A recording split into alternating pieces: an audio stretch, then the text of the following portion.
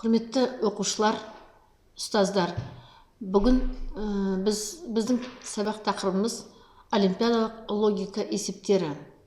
Өткізетін Астана қаласындағы физика-математикалық бағытындағы Назарбаев зияткерлік мектебінің математика пәнінің мұғалімі Шайдарманова Сақыпжамал Тұяқовна.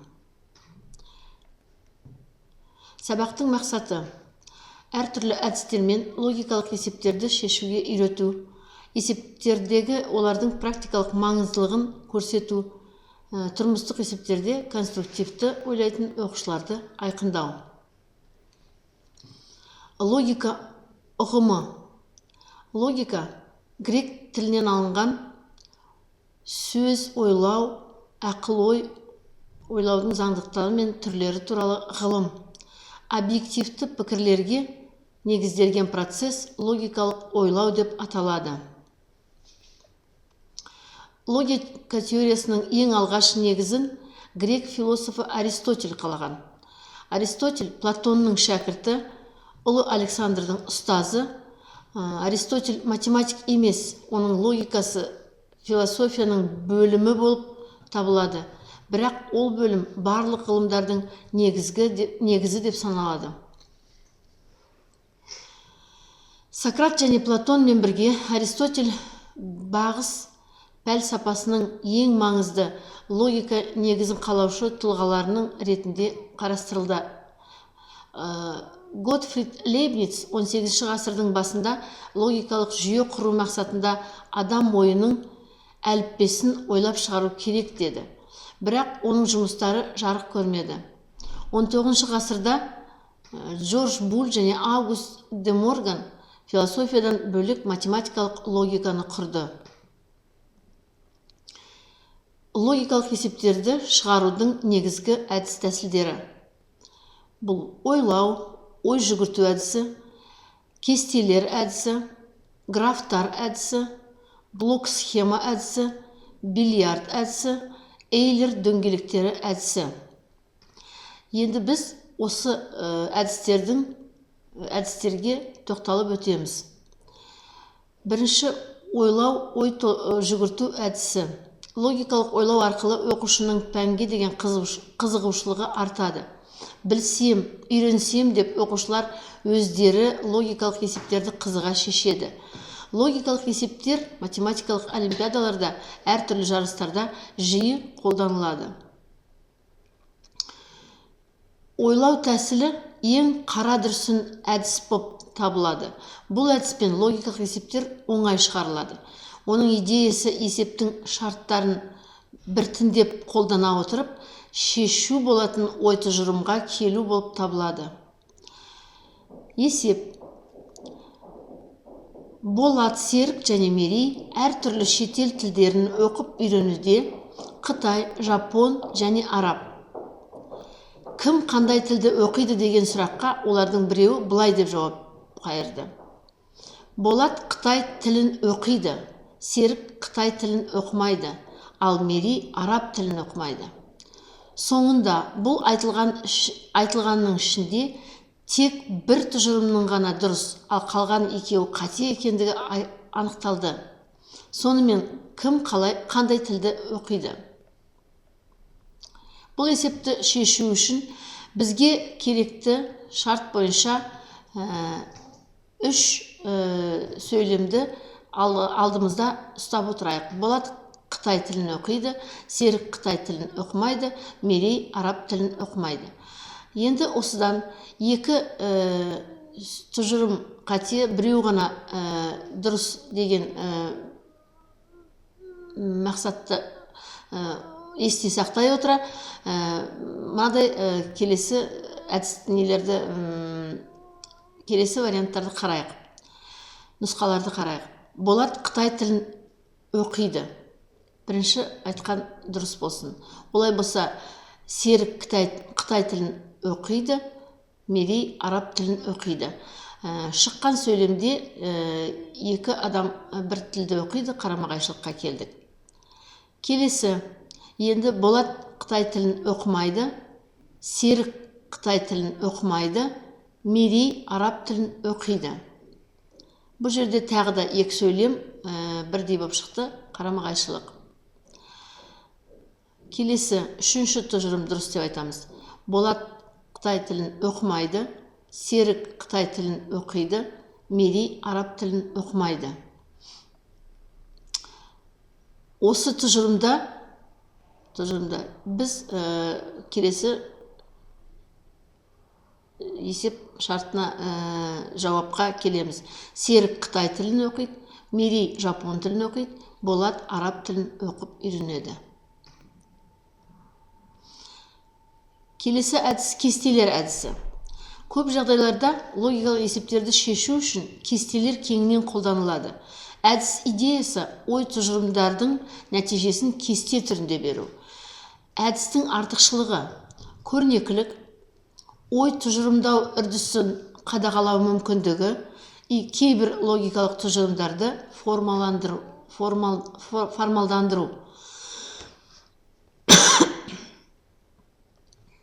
Есеп. 3 клоун, бим, бам және бом цирк аренасына қызыл, жасыл және көк жейделермен шықты. Олардың аяқ киімдерінің түсі жейде түстеріндей болып келген. Бимнің жейдесінің түсі мен аяқ киімінің түсі бірдей. Бомның аяқ киімі де жейдесі де қызыл емес. Бамның аяқ киімі жасыл, жейде түсі басқа. Клоундар қалай киінген? Бұл сұраққа жауап беру үшін келесі кесте құрамыз. Бұл кестеде сол жағынан бағанда клоундардың аттарын жазып, бим, бам, бом және қатарынан екі үлкен бағанда жейделер түстерімен, аяқ киімдер өзінің түстерімен табылатын кесте алдымызда құрайық. Есепте берілген шарттарды негізге алып отырып, осы кестеге берілген шарт бойынша сызықша және қосу таңбасы арқылы берілгенін көрсетейік. Бимнің жейдесі және аяқ киімі түстері бірдей. Бұл жерде пока ешқандай сызық қоя алмаймыз. Бомның аяқ киімі де жейдесі де қызыл емес. Бомның қызыл деген жерге аяқ киіміне және жейдесіне сызықша қоямыз. Бамның аяқ киімі жасыл, бамның аяқ киіміне жасылға плюс қоямыз. Жейдесі басқа түсті. Бамға тағда аяқ киімінің уже түсі анықталды, басқа екі торына минус қоямыз. Және бамның жейдесі жасыл емес, оған да минус қоямыз. Сонда жасыл аяқ киім бағанында тағда екі минус пайда болады. Бұл бим мен бомның уже аяқ киімдері жасыл бола алмайды. Әрмен қарай ойлана отырып, енді біз кестені толтыра аламыз. Бимнің аяқ киімі қызыл, олай болса аяқ киімдердің ішінде бомның аяқ киімі көк болып шықты. Келесі сөйлемдерді әрмен қарай қорытындай отырғанда, бізде бимға жейденің түрі қызыл және аяқ киімі қызыл, өйткені есеп шартында берілген. Бимнің жейдесі де аяқ киімі де бір түсті. Бомның аяқ киімі жасыл екені бар, онда оның жейдесі көк болады, өйткені жасыл бола алмайды, қызыл бола алмайды. Ең соңғысы бомға жейдесі жасыл, аяқ киімі көк деген қорытындыға келеміз. Жауабы: бим қызыл жейдемен қызыл аяқ киімде, бам көк жейдемен жасыл аяқ киімде, бом жасыл жейдемен көк аяқ киімде. Кесте әдісімен тағы бір есеп шешіп көрейік. Симфониялық оркестр құрамында 3 музыкант қабылданды: Берік, Серік және Ерік. Олар қыбызда, домбырада, сырнайда, жетігенде, дауылпазда және үскірікте ойнай алады. Олар туралы белгілі: Серік ең ұзыны. Қобызда ойнайтынның бойы домбырада ойнайтынның бойынан кіші. қобызда ойнаушы, домбырада ойнаушы және берік палауды жақсы көреді. Жетігенші мен үскірікшінің дауын серік шешеді. Берік үскірікте де, сырнайда да ойнай алмайды. Егер әр музыкантының екі аспапта ойнай алайтынын ескертсек, музыкантшылар қандай аспапта ойнай алады? Келесі кесте құрамыз. Сол жағында бағанда музыканттардың аттары берік, серік, ерік және 6 баған ол қобызшы, домбырашы, сырнайшы, жетігенші, дауылпазшы, үскірікші. Бұл жерде берік туралы айтылған қобыз бен домбырада ойнамайды, серік жетігенде және үскірікте ойнамайды. Соны бірден белгілеп аламыз. Келесі шарттарды ескере отыра, берік сырнайшы және үскірікші бола алмайды. Үскірікші уже бар. Олай болса, жетігенші, дауылпазшы, берік деп анықтаймыз.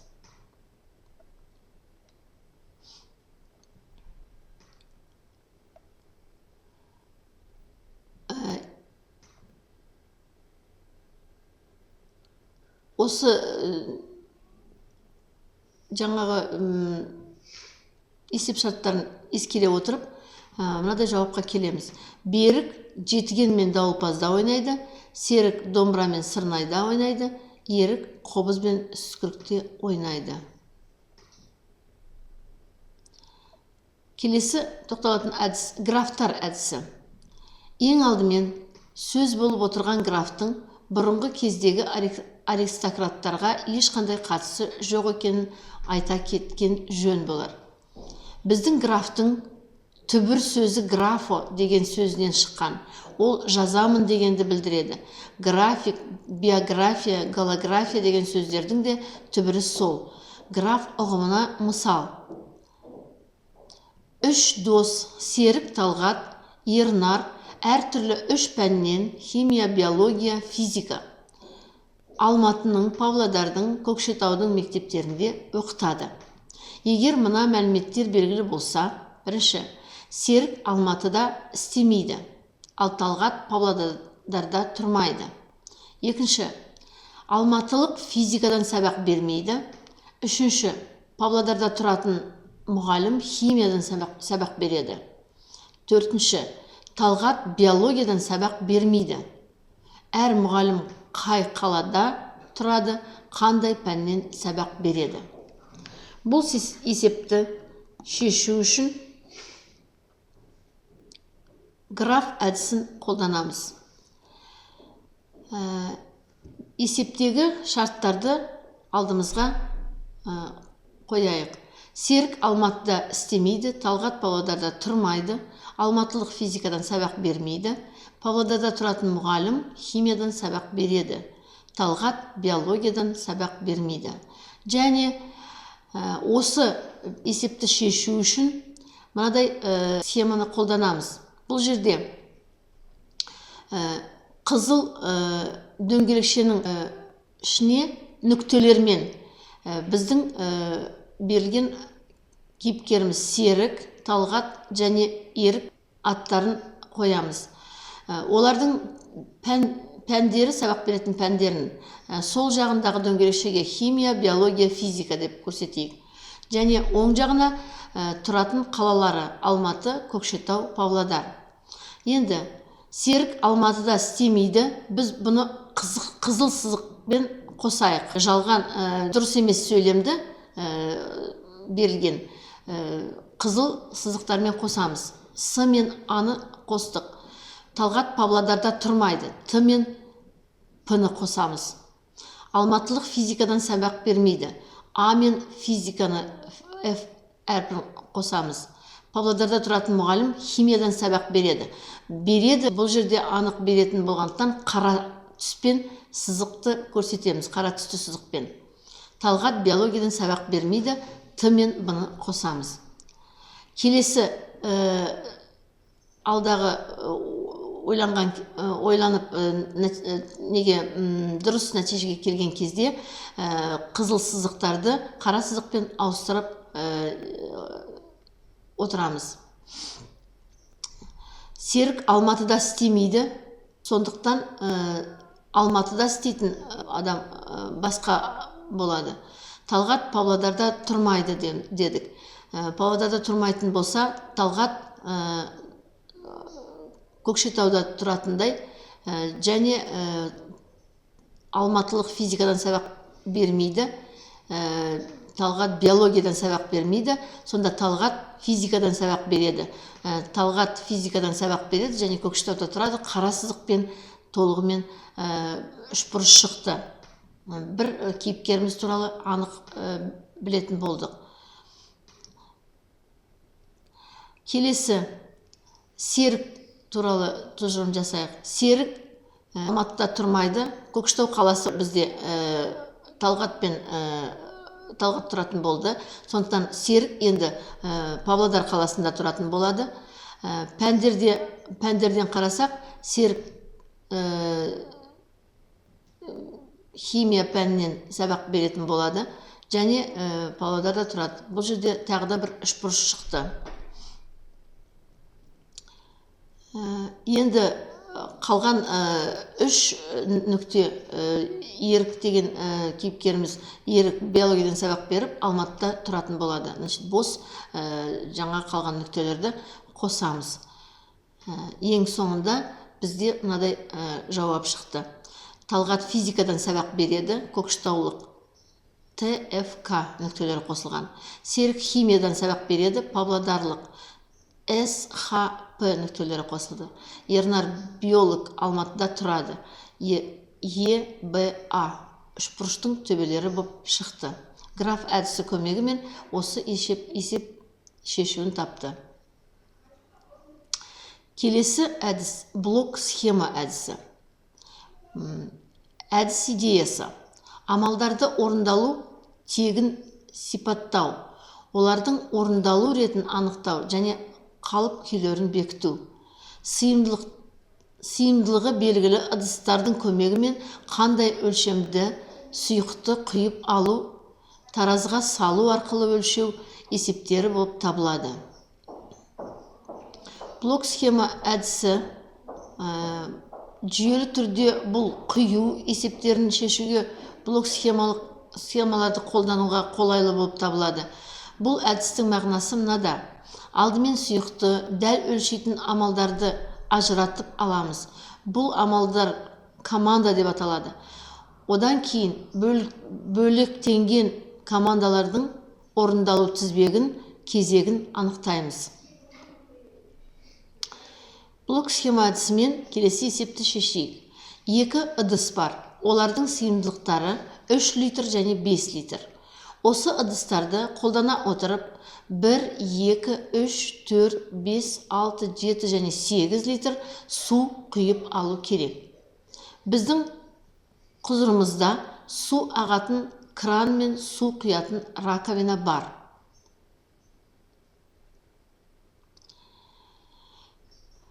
Блок схема әдісін пайдалану үшін келесі белгілемелерді енгізейік. ОТ үлкен ыдысты кран арқылы толтыру. КТ кіші ыдысты кран арқылы толтыру.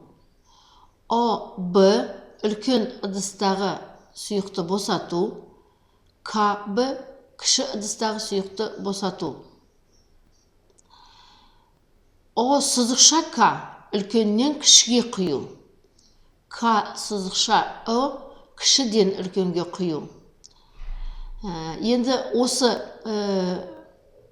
белгілерден біздің келесі блок схемада қарастыратынымыз: ОТ үлкен ыдыс толтыру, О сызықша К үлкеннен кішіге құю, КБ кішіні босату және қосымша тағы да екі команда қарастырамыз. Бұл үлкен О тең 0 сұрақ белгісі үлкен ыдыс босады ма, К тең 3 сұрақ белгісі кіші ыдыс толды ма. Блок схема алдымыздағы түрде болып шығады. Бірінші кіру. Келесі үлкен ыдысты толтыру. Үлкен ыдысты толтырғаннан кейін әрмен қарай үлкен ыдыстан кіші ыдысқа құю. Егер кіші ыдыс толса,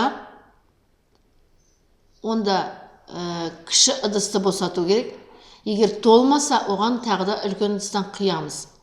Кіші ыдыс босағаннан кейін үлкен ыдыс босады ма деген сұраққа жауап беруіміз керек. Егер үлкен ыдыс босаса, онда оны үлкен ыдысты тағы да толтырамыз. Егер босамаса, одан үлкен ыдыстан кіші ыдысқа құямыз.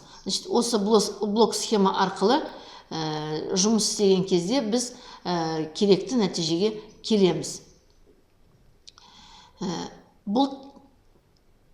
Әрі қарай бұл тізбек жалғаса береді. Кестеден көріп отырғанымыздай, екі ыдыстағы сұйықтың мөлшері 0,5, 2,7, 4, 1, 6, 3, 0 және тағы сондай жалғаса беретін. Сонымен осы берілген схема арқылы 1 және 7 литрге сұйық құюға болады екен. 8 литр алу үшін әрине екі ыдысты да толтыру керек болады. Жаңағы блок схемада шыққан. Үлкен ыдыс ең басында бос. Одан кейін оны толтырдық, 5 литр болды. Бұл кезде кіші ыдыс бос. Одан кейін үлкен ыдыстан кіші ыдысқа құйғанда, үлкен ыдыста 2 литр кіші ыдыс толды. Үлкен ыдыста 2 литр қалды, кіші ыдысты енді босатамыз. Одан кейін үлкен ыдысты босатып, кіші ыдысқа құйғанда, кіші ыдыста 2 литр, үлкен ыдыста бос. Одан кейін үлкен ыдысты тағы да толтырамыз. Үлкен ыдысқа 2 литр, үлкен ыдыстан 2 литр, үлкен ыдыстан кіші ыдысқа құйған кезде 1 литр құйылады, онда 4 литр қалды. Мінекей 4 литр деген құйып алу деген нәтижеміз шықты. Әрмен қарай жалғастырсақ, 3 литрді төгіп қайрадан босатамыз. Одан кейін 4 литрдан тағы да кіші ыдысқа құямыз. Үлкен ыдыста 1 литр, үлкен ыдыста 1 литр, кіші ыдыс толады. Оны тағы да босатқан кезде 1 литр су алу нәтижемізге жеттік. Енді үлкен ыдыстан сол 1 литрді қайрадан кіші ыдысқа құямыз, үлкен ыдысты толтырамыз.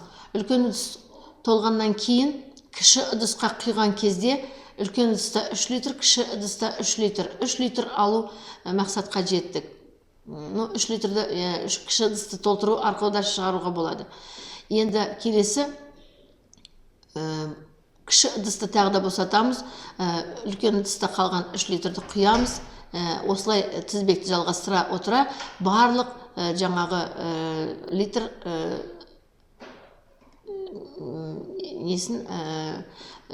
жауаптарын шығара аламыз. Келесі әдісіміз бильярд әдісі. Әдіс идеясы. Бильярд столын салып, бильярд шарларының қозғалыстарын жеке кестеге жазу. Әдістің артықшылығы. Көрнекілік біріншіден, екіншіден бильярд идеясының тартымдылығы, үшіншіден әдісті есептердің жалпыламасына кеңінен тарату мүмкіндігі.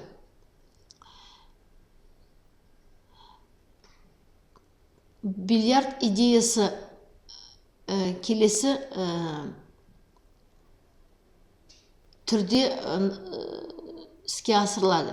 Көлденеңнен кез келген нысанды тор дорбасын бильярд үстелін көз алдарыңызға елестетесіз. Үстел үстіндегі нүктелі шар үстел жақтаулары мен абсолютті түрде қатты соқтығысады, үйкеліссіз қозғалады. Осы шариктердің траекториясы қандай? Шариктер үстел қабырғасына соғылып, сондай бұрыш жасап, бір бағытпен ұшып кетеді. Құю есептерін математикалық бильярд әдісімен параллелограмм нышанды бильярд үстелі бетіндегі шардың лақтырылу траекториясының бойында жеңіл шешуге болады. Алдыңғы блок схема әдісімен шығарылған есепті тағы да қарастырамыз. Екі ыдыс бар, олардың сыйымдылықтары 3 және 5 литр. Біздің құзырымызда су ағатын кран мен су құятын раковина бар. Бильярд әдісі көмегімен алдымызда бір қабырғасы 3 бірліктен, екінші қабырғасы 5 бірліктен тұратын параллелограмм салынған. Бұл параллелограммның әр бірлік бойынша параллель сызықтар арқылы бірнеше үшбұрыштарға бөлінген. Енді жуан қызық сызықпен біз әдістің іске асырылуын қарастырамыз. Қызыл сызық О нүктесінен А нүктесіне дейін жетіп, А нүктесінен Б нүктесіне дейін сызылған. Шарик бильярдтың ОА қабырғасымен жылжып отырып, қабырғасына соғылған кезде А нүктесінен Б нүктесіне дейін қозғалысқа келді. Екінші жағынан бұл 3 литрлік ыдысты сұйыққа толтырып, одан кейін ұзын қабырғасына параллелограммның жеткенде 5 литрлік ыдысқа сол 3 литр суды құйдық. Әрмен қарай кіші ыдысымыз босағаннан кейін оны қайрадан толтырамыз. Бұл Б нүктесінен 3 деген цифрға дейін қозғалыс. Әрмен қарай толған 3 литрлік ыдысты қайрадан 5 литрлік ыдысқа құйған кезде 3 литрлік ыдыста 1 литр, 5 литрлік ыдысымыз толды. Енді 3 литрлік ыдысымызда әлі 1 литр суымыз бар. Біз оны бір нүктесінен оң жағынан сол жаққа жылжып келіп, қызыл сызығымыз бойынша қайрадан үлкен ыдысқа құямыз. Бұл жерде үлкен ыдыс толғаннан кейін босатылды деп саналады. Сондықтан енді үлкен ыдысқа 1 литр су құйылды. Келесі қадамымыз босатылған кіші ыдысқа тағы да су толтырамыз. Одан кейін үлкен ыдысқа құйған кезде үлкен ыдыста 4 литр су болды. Есеп мақсаты бір ыдысқа 4 литр су құю. Осы H нүктесінде біз үлкен ыдыста 4 литр суымыз бар. Есеп өзінің мәресіне жетті деп санаймыз. Бұл жерде біздің жұмыс істеп бастағанымыз кіші ыдысты толтыру арқылы сондай әдісті қолдандық. Бұл есепті тағы да басқа түрмен де шешуге болады. Егер біз енді үлкен ыдысты толтыратын болсақ, алдымыздағы параллелограммда қара түспен көрсетілген сызықтар бойынша ойымызды тамамдайық. О нүктесінен бастап 5 деген нүктеге дейін қара сызықты, ол 5 литрлік ыдысты суға толтырдық. Бильярд шаригі 5-тен ытқып шығып 2 деген нүктеге жетеді. Ол 3 литрлік суға, 3 литрлік ыдысқа сұйығымызды құяды. Сол кезде 5 литрлік ыдыста 2 литр су қалды. Кіші ыдыс толған кезде босатылады. Сондықтан қалған 2 литрлік суды ыдысқа құямыз. Сол кезде 2-ден 2 деген нүктеге жоғардан төменге жеттік. Енді біз сол үлкен ыдыстағы 2 литр суымызды құямыз 3 литрлік ыдысқа. Сол кезде 3 литрлік ыдыста 2 литр су, ал үлкен ыдысымыз босады. Сол жағындағы 2 деген нүктеде үлкен 5 литрлік ыдысқа тағы да сұйық толтырамыз. Сол кезде біз сол жақтағы 2-ден оң жақтағы 2-ге келдік. Енді кіші ыдыста 2 литр су, толған 5 литрлік ыдыстан 1 литр суды кіші ыдысқа құямыз, толтырамыз. Сол кезде үлкен ыдыста 4 литр су мөлшері қалды.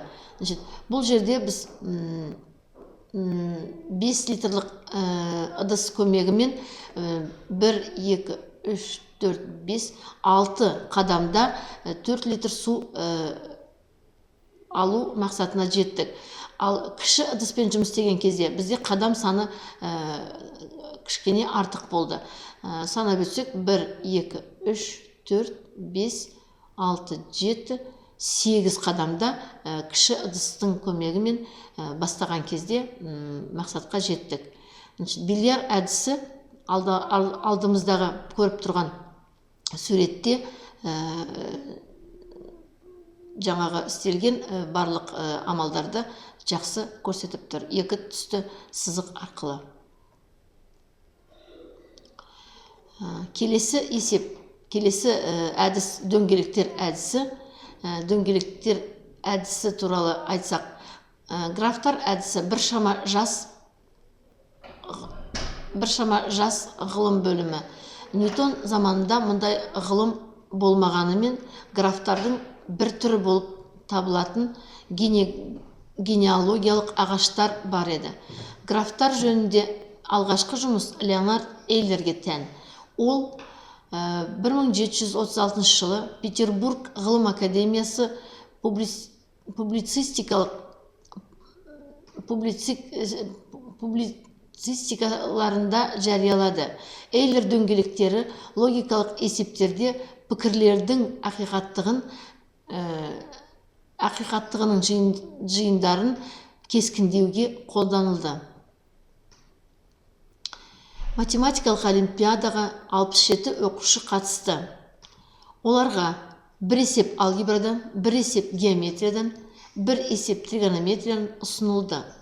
Нәтижесінде 47 оқушы алгебра есебін, 35 оқушы геометрия, 20 оқушы тригонометрия есептерін шығарғаны, сонымен қатар 23 оқушы алгебра және геометриялық, 11 оқушы геометрия және тригонометриялық, 12 оқушы алгебра және тригонометриялық есептерін шығарып, және 5 оқушы барлық 3 есепті шығарды.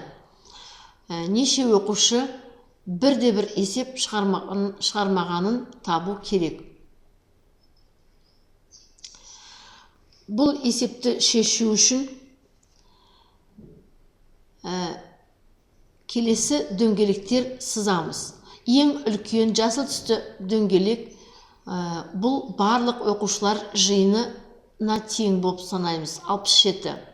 Соның ішінде алгебра есептерін шығарған 47 оқушы, А әрпі берілген дөңгелек, геометрия есебін шығарған 35 оқушы, және тригонометрия есептерін шығарған 20 оқушы. 3 дөңгелектің де қиылысу нүктесіне 5 деген цифраны қоямыз, өйткені барлық 3 есепті 5 оқушы шығарды. Алгебра және геометрия шығарған 23 оқушы, алгебра және тригонометрия шығарған 12 оқушы, және тригонометрия және геометрия есебін шығарған 11 оқушы. Осы кестені толтырғаннан кейін біз келесі тағда нақты цифрларды анықтаймыз. Алгебра және геометрия оқыған 23 оқушының 5-еуі және тригонометрия есебін шығарды. Сондықтан тек қана алгебра мен геометрия шығарған оқушы оның ішінде 18 болып табылады. Көк шаршының ішінде көрсетілген. Тригонометрия және геометрия есебін тек қана 2 пән шығарған 6 оқушы болып табылады.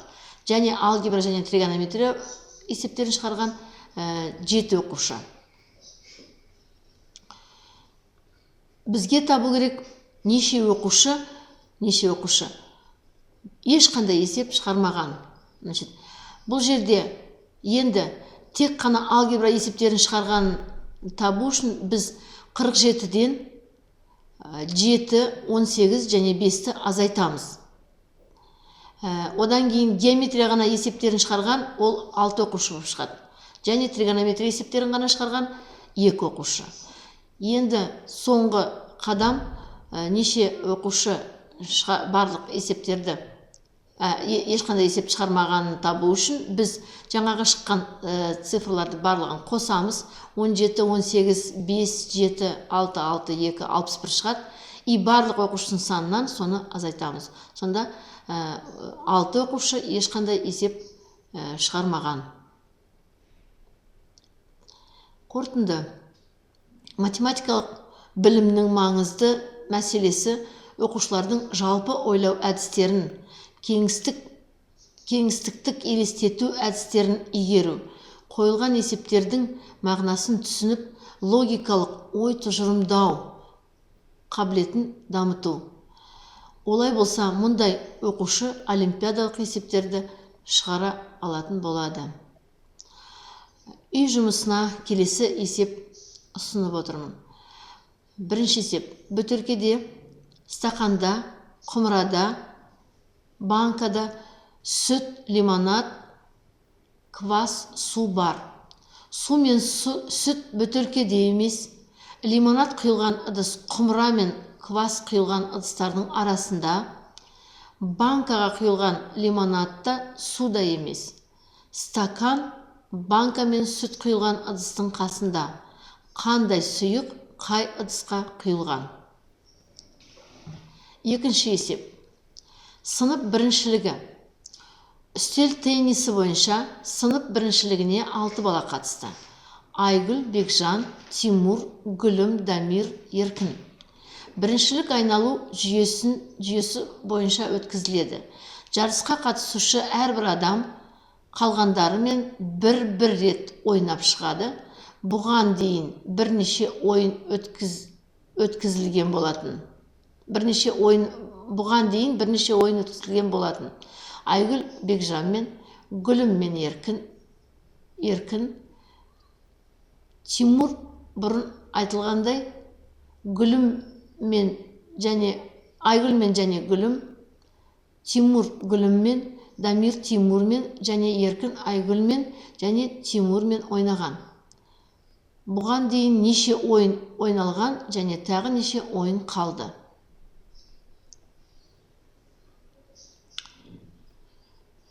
Енді өткен сабаққа рефлексия жасайық. Бүгінгі сабақтағы өздеріңіз іс-әрекеттеріңізді талдау жасай отырып бағалауларыңызға болады. Сабақта шығарылған есептерді жақсы түсіндім және оны жолдастарыма түсіндіріп бере аламын. Онда 5 деген баға өздіңізге қоюға болады. Екінші, барлығын жақсы түсіндім, бірақ жазып алған дәптерімді қолдана отырып, жолдастарыма түсіндіріп бере аламын. 4 деген баға қойыңыз. Егер осы тұжырымдардың ешқайсысын айта алмайтын болсаңыз, онда бұл сабақты басынан бастап тағы да қарауға болады. Пайдаланған әдебиеттер.